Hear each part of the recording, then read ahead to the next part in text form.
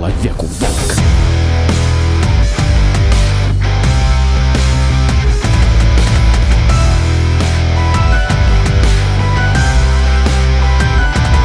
Через несколько лет он вернулся домой, почти такой же обычный, такой же молодой. Он пришел рассказать, чем живет человек, что он ест, что он пьет, как он одет. А еще он сказал, что все там необычно, все живут на автомате, как будто по привычке. Никто изо рта не вынимает сигареты, на героин детям меняют конфеты. Там всем друг на друга просто наплевать, там как выглядят звезды начинают забывать. Там строят все больше и больше ракет, там не знают, как в реальности выглядит свет. И последнее, что решился он сказать, это совсем не то, что хотелось мне узнать. Я принес вам не самую добрую новость. Люди мчатся за деньгами, превышая скорость.